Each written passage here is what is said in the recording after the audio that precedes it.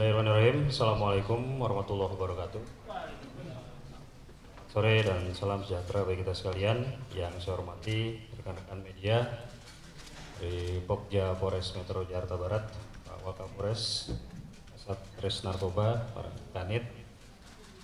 Hadirin sekalian, pada sore hari ini kami dari Polres Metropolitan Jakarta Barat akan menyampaikan hasil pengungkapan tindak pidana narkotika jenis ganja yang melibatkan publik figur oleh Satuan Reserse Narkoba Polres Metro Jakarta Barat.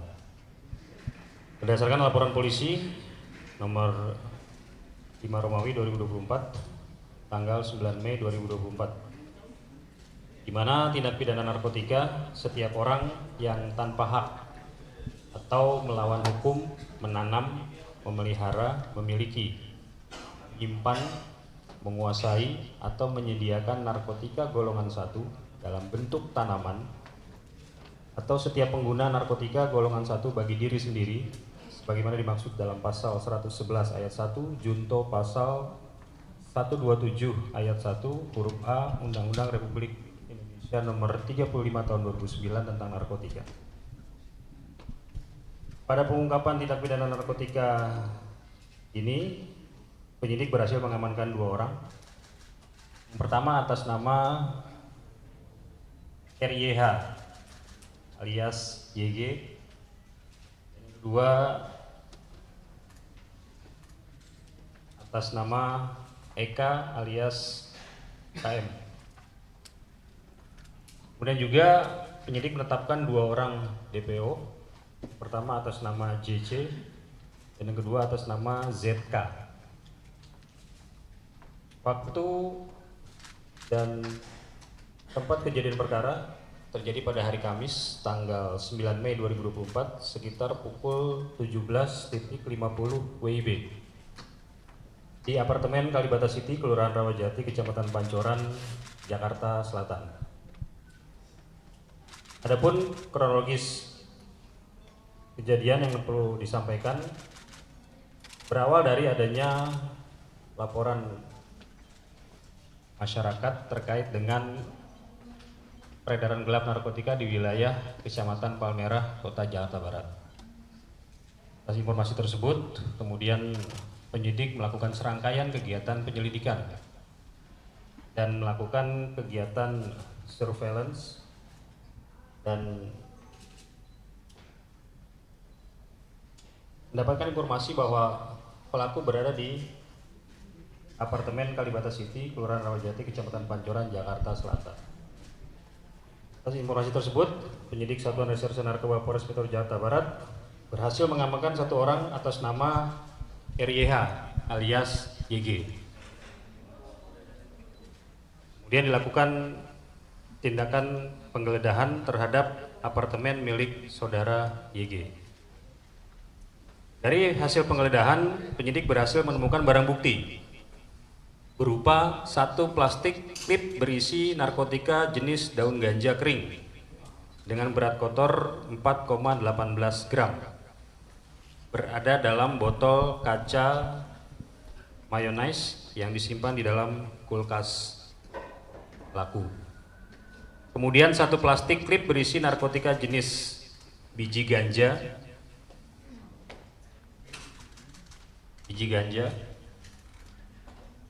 dengan berat kotor 8,16 gram yang disimpan dalam bungkus rokok warna biru putih serta ditemukan 3 kertas papir. Di samping itu juga turut disita 1 buah handphone warna hijau yang digunakan pelaku untuk memesan narkotika jenis ganja tersebut.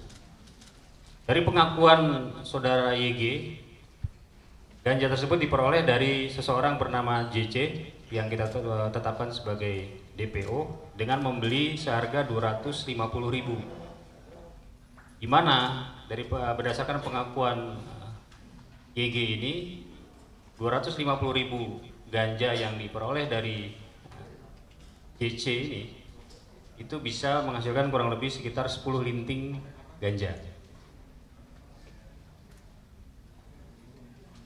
Kemudian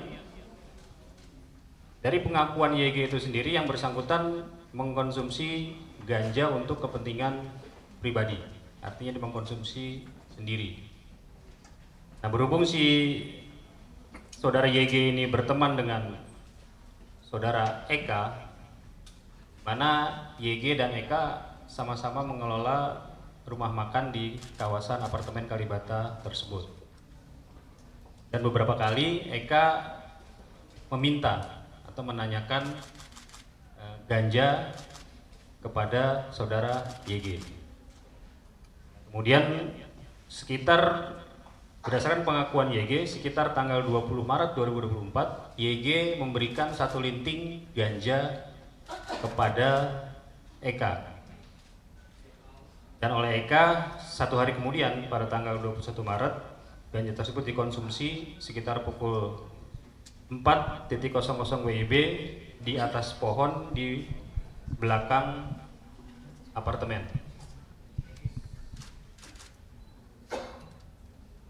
Nah, kemudian Eka sendiri tidak langsung menghabiskan 1 linting ganja tersebut. Kan ketika sudah sisa setengah linting disimpan di dalam toples kosong, kemudian beberapa hari kemudian ganja tersebut dikonsumsi kembali. Sehingga ketika kita mengamankan saudara YG dan Eka, sebagaimana SOP di dalam mengamankan pelaku tindak pidana narkoba, kami langsung melakukan tes urin. Dan terhadap kedua orang tersebut dinyatakan positif urinnya mengandung THC atau tetrahydrocannabinol, zat aktif yang terkandung di dalam narkotika jenis ganja. Atas penemuan barang bukti hasil tes urin, kemudian penyidik mengamankan kedua orang tersebut dibawa ke Polres Metro Jakarta Barat untuk dilakukan penanganan lebih lanjut. Dan terhadap kedua orang tersebut sudah kita tetapkan sebagai tersangka, baik saudara YG maupun saudara Eka. Dari serangkaian pengungkapan tindak pidana ini, penyidik berhasil mengamankan barang bukti. Yang pertama, narkotika jenis ganja dengan berat 12,34 gram dengan perincian daun ganja kering seberat 4,18 gram dan narkotika jenis biji ganja seberat 8,16 gram. Ini perlu juga disampaikan bahwa biji ganja termasuk juga bagian daripada ganja. Berdasarkan Peraturan Menteri Kesehatan Nomor 30 Tahun 2023 tentang perubahan golongan narkotika, disebutkan bahwa tanaman ganja masuk dalam genus cannabis, dari mulai tanaman, biji, jerami, termasuk hasil olahannya berupa damar ganja maupun hasis, itu termasuk kepada golongan tanaman ganja. Kemudian penyidik juga berhasil mengamankan 3 pak kertas papir, kemudian 1 buah botol kaca mayonnaise, 1 bungkus rokok warna biru putih, 1 buah handphone warna hijau, dan hasil cek urin kedua tersangka yang positif mengandung zat aktif THC. Terhadap para tersangka, untuk saudara YG kita kenakan dengan pasal 111 ayat 1 junto pasal 127 ayat 1 huruf A Undang-Undang Republik Indonesia Nomor 35 Tahun 2009 tentang narkotika, dengan ancaman hukuman pidana penjara minimal 4 tahun, maksimal 12 tahun, dan pidana denda paling sedikit 800 juta rupiah dan paling banyak 8 miliar rupiah. Terhadap tersangka Eka, kita kenakan dengan pasal yaitu 127 ayat 1 huruf A Undang-Undang Nomor 35 Tahun 2009 tentang narkotika, tentang penyalahguna narkotika golongan 1 bagi dirinya sendiri, wajib direhabilitasi atau pidana penjara maksimal 4 tahun. Terhadap tersangka atas nama Eka, bagaimana yang sudah kita lakukan ketika penyidik berhasil mengamankan kedua pelaku, kemudian dilakukan serangkaian tes kesehatan. Untuk kondisi YG sendiri dinyatakan sehat dan tidak ada kendala. Kemudian saudara Eka, hasil pemeriksaan kesehatan dari dokter yang bersangkutan mengalami kondisi depresi dengan indikator tekanan darah 230/91. Atas kondisi tersebut, penyidik berkoordinasi dengan Rumah Sakit Ketergantungan Obat untuk membawa yang bersangkutan ke rumah sakit tersebut untuk dilakukan perawatan, dan juga melakukan permohonan asesmen kepada tim asesmen terpadu BNN untuk meminta rekomendasi terhadap tindak lanjut penanganan terhadap saudara Eka. Mengapa kita lakukan asesmen kepada tim asesmen terpadu BNN? Karena saudara Eka ini positif menggunakan ganja. Namun yang bersangkutan tidak kedapatan memiliki barang bukti yang ada padanya.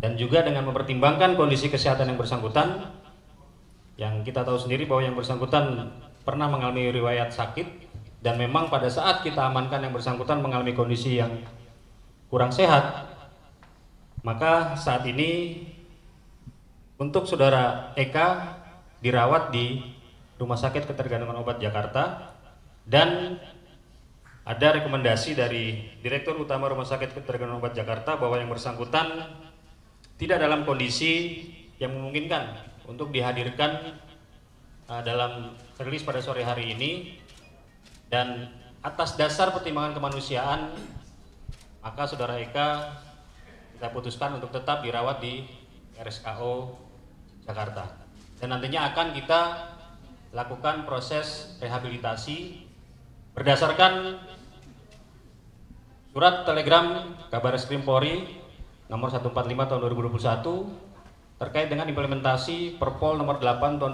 tahun 2021 tentang penanganan tindak pidana narkotika melalui keadilan restoratif atau restoratif justice. Jadi proses terhadap saudara Eka ini juga bagian daripada proses penanganan tindak pidana, namun melalui keadilan restoratif atau restoratif justice sebagaimana diatur oleh ketentuan. Jadi ini yang perlu saya sampaikan. Silakan bagi teman-teman media jika ingin bertanya, saya persilakan.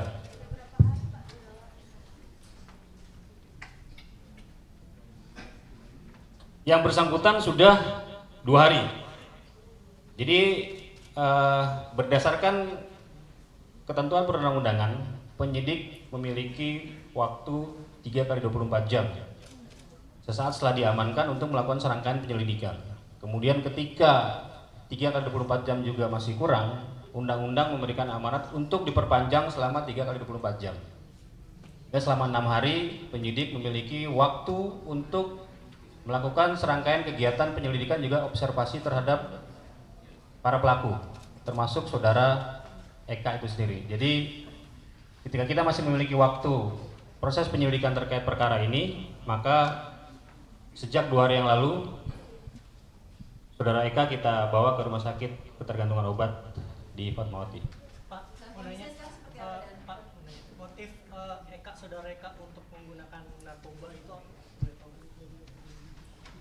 Ya, motifnya untuk dikonsumsi secara pribadi, karena memang dari pengakuan saudara YG sendiri, beberapa kali saudara Eka ini meminta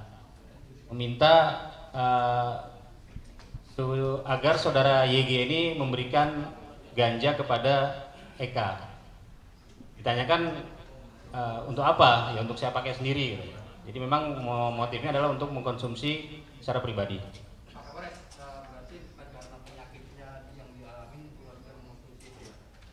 Bukan.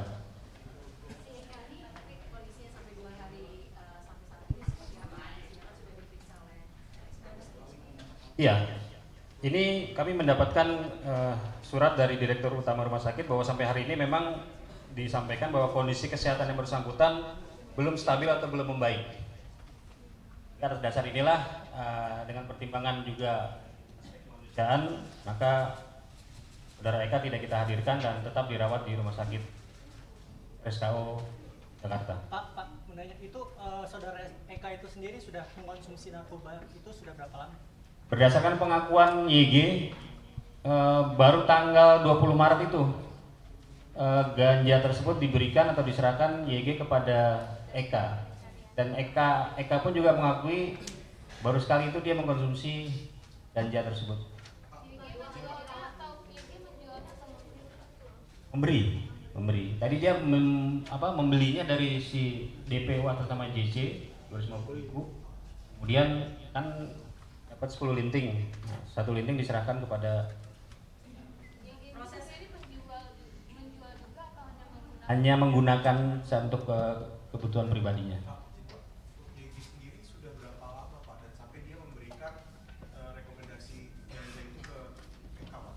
Berdasarkan pengakuan saudara YG yang bersangkutan sudah 6 bulan. Sudah 6 bulan mengkonsumsi ganja dan sudah 10 kali bertransaksi.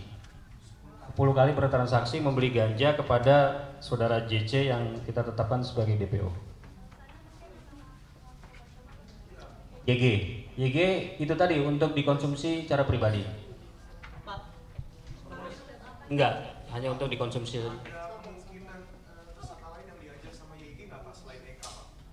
Ya, di sini kan ada 2 DPO yang sudah kita tetapkan atas nama JC dan ZK. JC itu yang mengantar YG membeli barang kepada JC, kemudian barang tersebut diantar oleh ZK. Jadi ada kurirnya atas nama ZK. Berarti dia memberi barang hanya untuk Eka aja untuk saat ini Pak? Iya, hanya 1 orang kepada si Eka itu saja. Pak mau nanya Pak.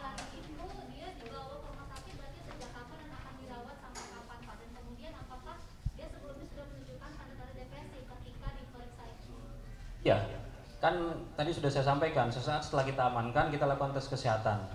Tes kesehatan yang bersangkutan mengalami sedikit demam dan juga tekanan darahnya tinggi, 230/91. Ya, kita menunggu dari hasil keterangan dokter ini, karena sampai hari ini pun kita minta dihadirkan, dokter masih memberikan keterangan yang bersangkutan belum bisa dihadirkan karena kondisinya belum stabil atau belum membaik.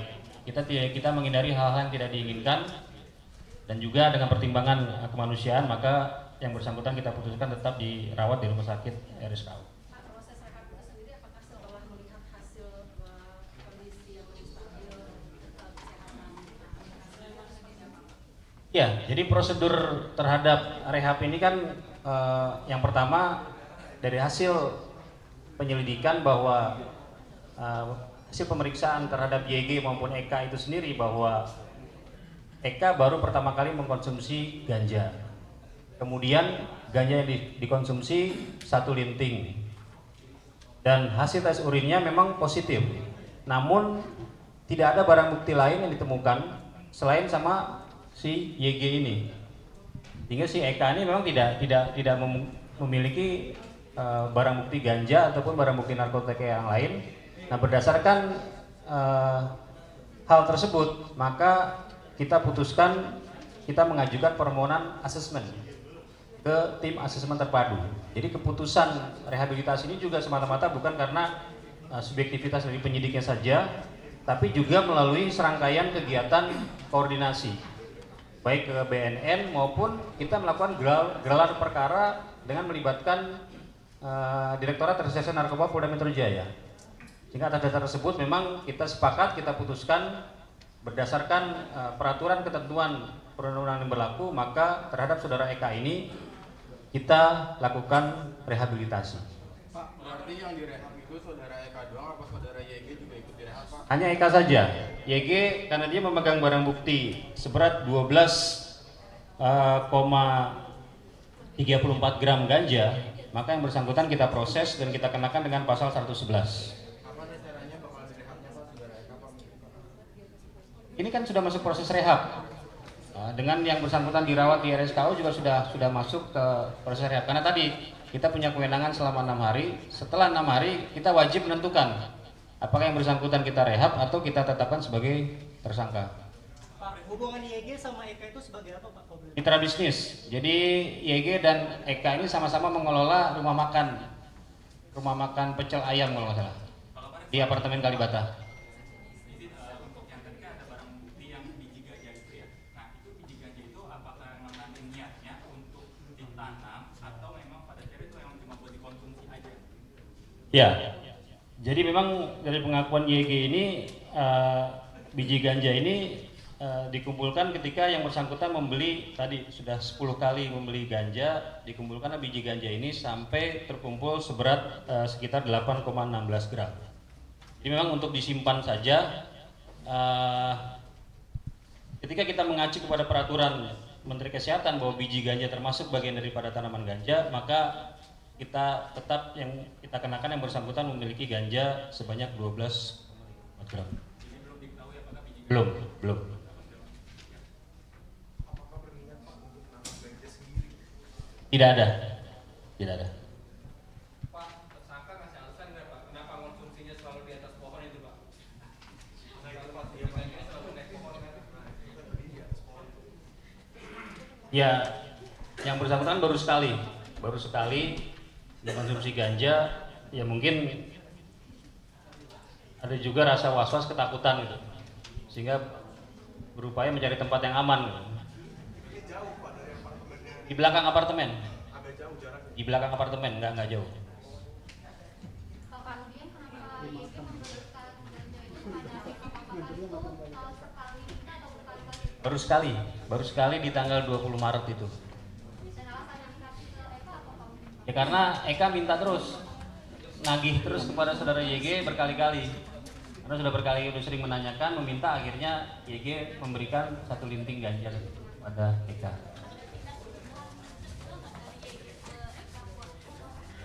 Ya awalnya kan ditolak, awalnya YG nggak mau ngasih, cuma karena sering ditanya, diminta, akhirnya diberikanlah 1 linting itu.